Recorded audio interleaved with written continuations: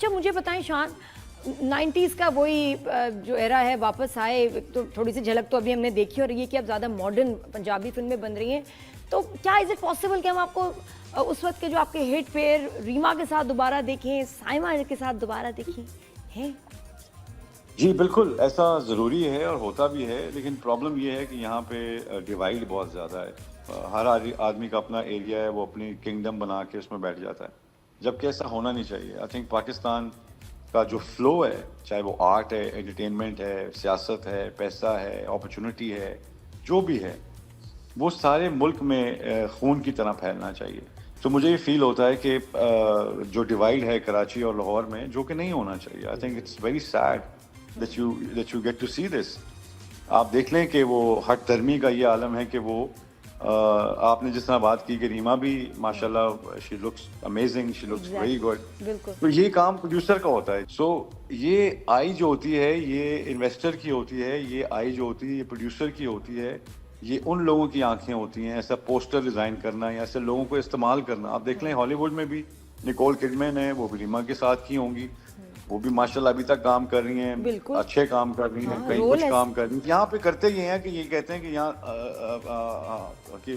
हम अपना अपना करेंगे, तो हर बंदा अपना अपना करता रहता है, वो अपने में ही वो अपने right man for the right job का कांसेप्ट नहीं। देखिए मीरा को, देखिए साइको में मीरा को पहले ये होता था कि हमें ये पता नहीं होता था कि ये 1 मिलियन व्यूज कैसे आ गए 3 दिन में, तो अब पता चलना शुरू हो गया जैसे जैसे सोशल मीडिया लोगों को पता चला, मार्केटिंग का लोगों को पता चला जी पैसे दे के भी आप लाइक्स ले सकते हैं। हमारे दौर में तो ऑर्गेनिक लाइक्स होते थे सारे, टिकट खर्ची है, टिकट की स्टैब आपके हाथ में, आपको पता है कि जी इस बंदे ने पैसे खर्चे हैं सीधा। तो मेरा ख्याल है कि आज जो हमने एक फेक इकोनॉमी क्रिएट की हुई है लाइक्स की, और ये फेक है, तो उससे आपको नजर आ जाएगा कि क्योंकि वो फेक है इसलिए कंटेंट के ऊपर कोई ध्यान नहीं दे रहा है। इजी वे आउट ये होता है कि नो ब्रेनर ये है कि कोई स्क्रिप्ट ना हो, कुछ ना हो, पर बैठ जाओ, उसका सर उसके सर में मार दो, ये शीशा मैं तोड़ दूं, ये पानी की बोतलें।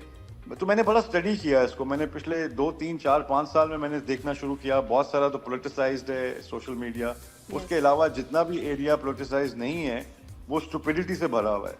जिसको गाना नहीं आता वो गाना गा रहा है, जिसको हंसाना नहीं आता वो हंसा रहा है, and that is the joke actually, and that makes no sense.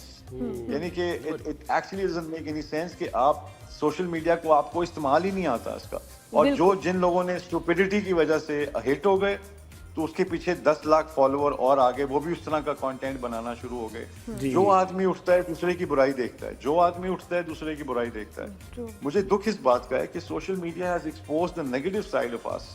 Psycho वाला मैं ये पूछ रहा था कि आप ये कह रही थी ना कि रीमा भी हो सकती है, लेकिन देखिए मीरा को लिया साइको में, ये एक बड़ी अच्छी बात है, ये अप्रिशिएट करने वाली बात है कि अगर कोई कैरेक्टर के लिए सूट कर रहा है तो मीरा को लेकर लोग, and you are pairing up with Meera after so long. What happened जी what happened was Meera is a colleague of mine. हम लोग इकट्ठे काम किया, हमने बहुत सी फिल्में की। So one day Meera came to me and she asked me to make a film for her.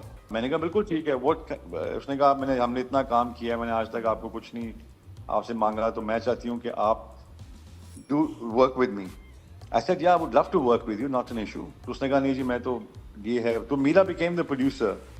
So when she became the producer, I had to write the script that suits with her IP, with जो वो मीरा की जो solid points हैं, जो मीरा का USP है, how I can show the world what Meera possesses inside as an actress. तो मुझे फील हुआ कि एक बंदा जब प्रोड्यूस खुद कर रहा है तो उसके ऊपर कहानी होनी चाहिए।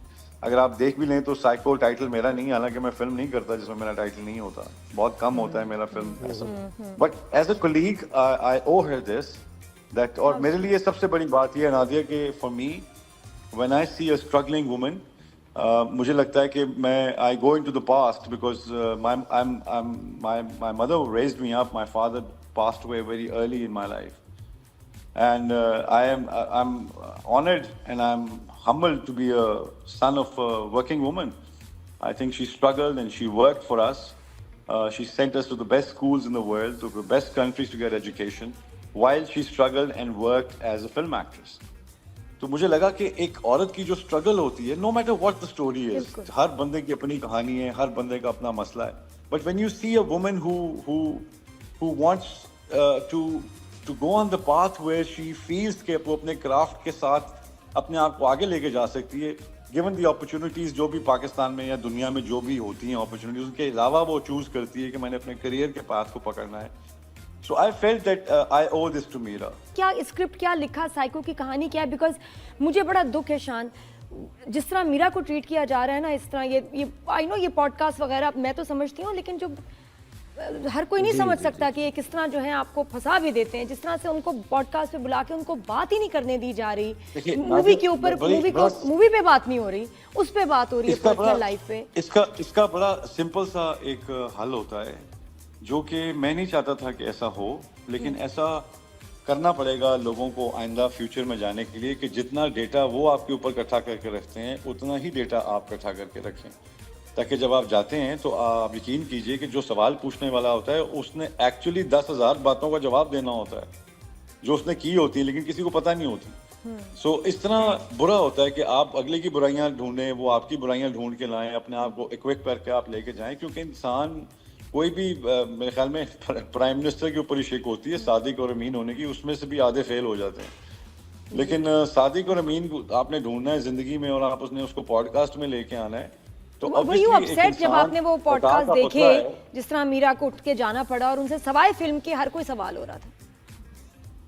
जी, मुझे लगता है कि that's not I feel very sad when I see such good people doing such bad things.